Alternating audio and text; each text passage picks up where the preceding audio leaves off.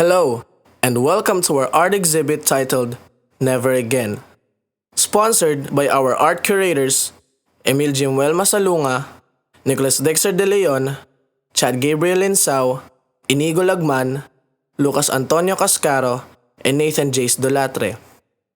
We are excited to show you around, but before we start with the tour, we'd like to present a few words.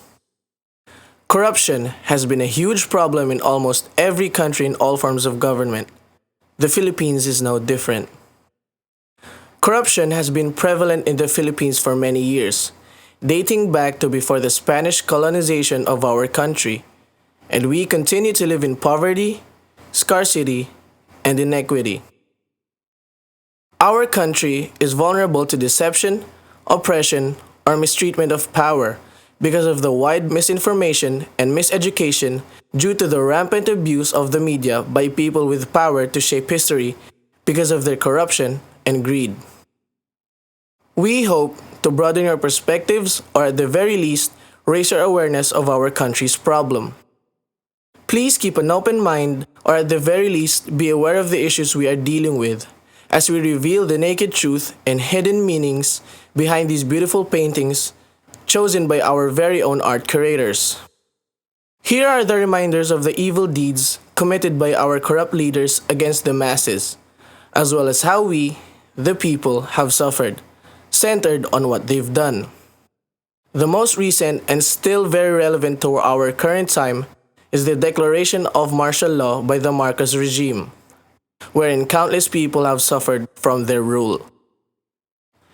This brings us back to our original goal of ensuring that this will never happen again.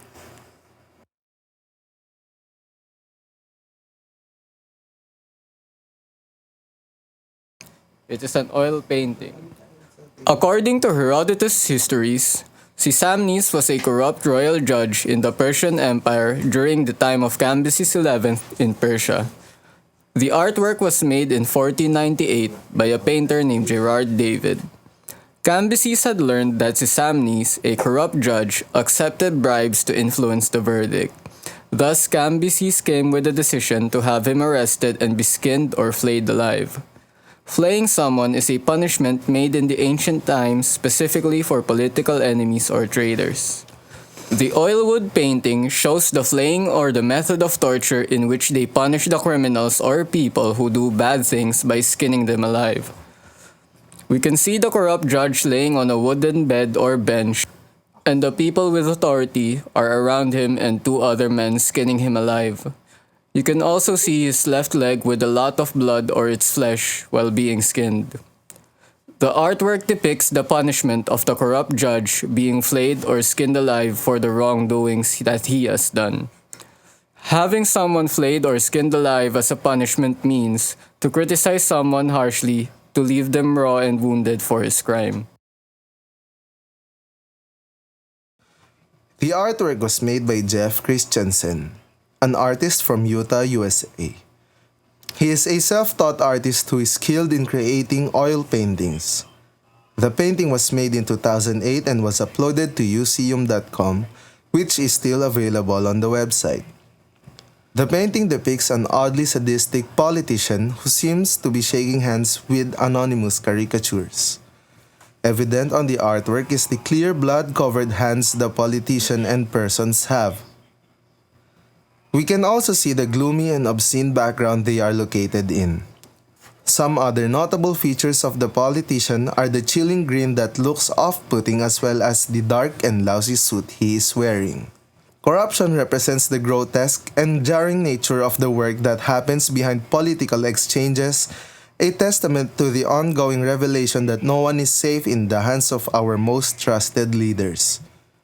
Found in the deeper meaning of the image is the mystifying aura that emits in the background that signifies the absolutely awful atmosphere presented by each party, which intends to be glorifying the evilness of corruption and distaste for truth and fairness. Dangerous Thing by Loader88. It is a modern art movement in the form of mixed media art which includes painting.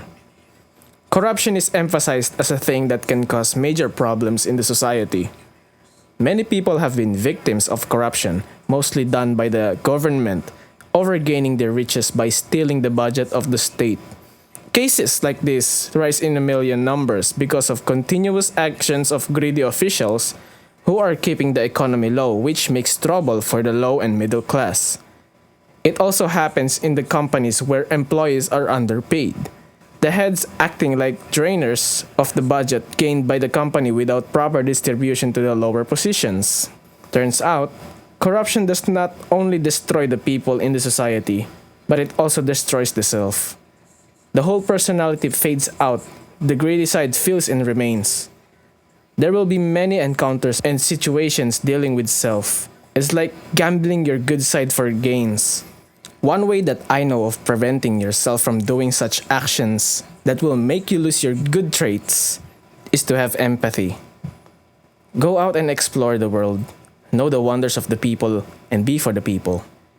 This is a mixed media art, a combination of materials and media. It has difference with multimedia art because multimedia is composed with film, videos, music, audio, and computers.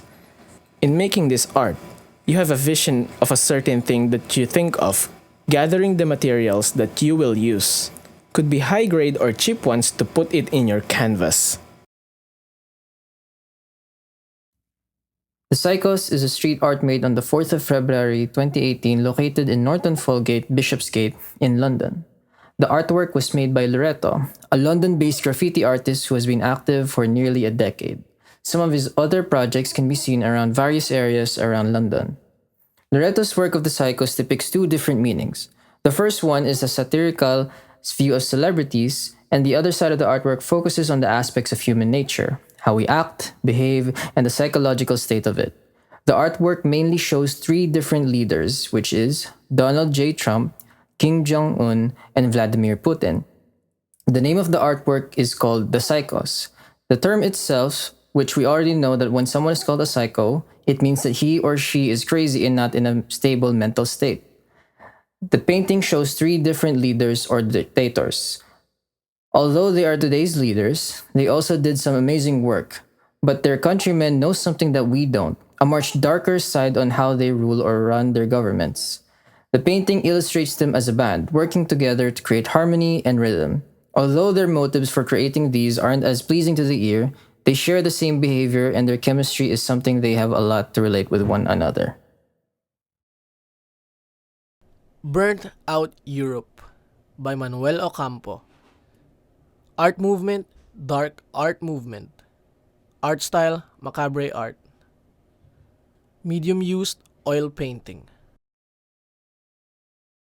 The painting of Manuel Ocampo called Burnt Out Europe was made sometime in 1992, but the first exhibition of the painting was on March 4, 2001.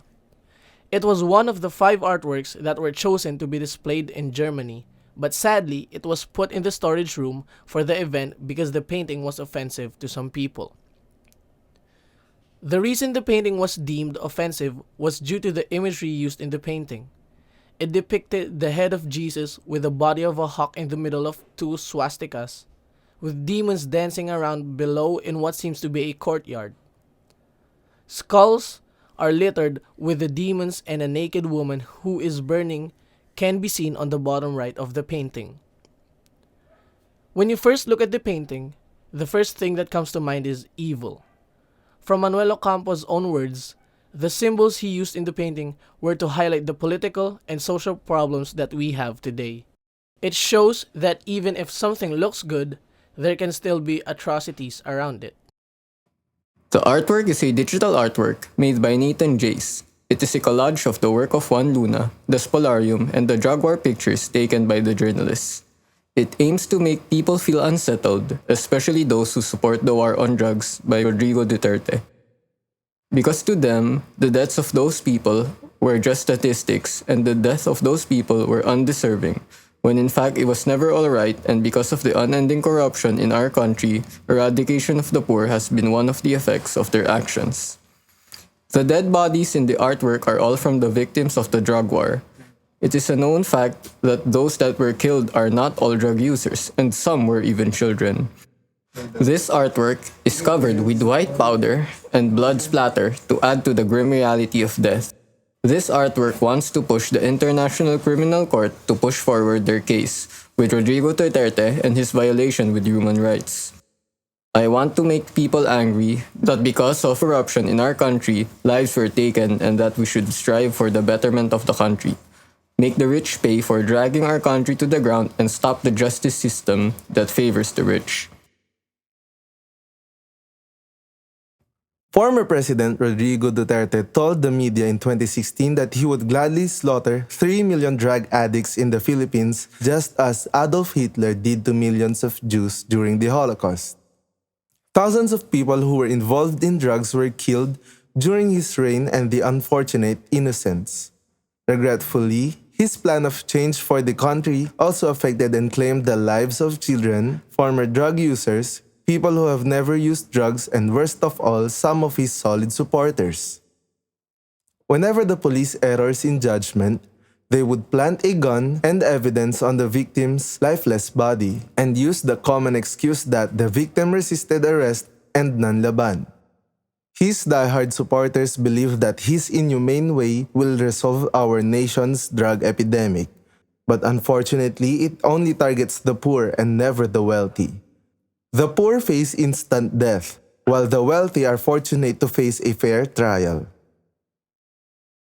Ladies and gentlemen, as we come to the end of this art exhibit, I would like to take a moment to reflect on what we have seen and experienced.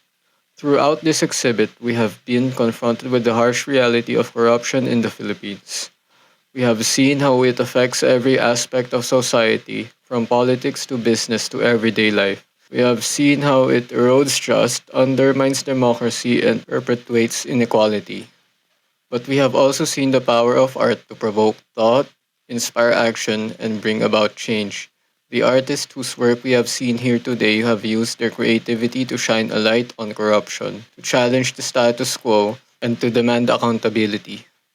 As we leave this exhibit, let's not forget the lessons we have learned here. Let's remember that corruption is not just a problem for the Philippines, but for all of us. Let us commit ourselves to finding corruption in all its forms, wherever we may encounter it. Thank you for joining us on this journey, and we hope that this exhibit has inspired you to take action towards a more just and equitable world.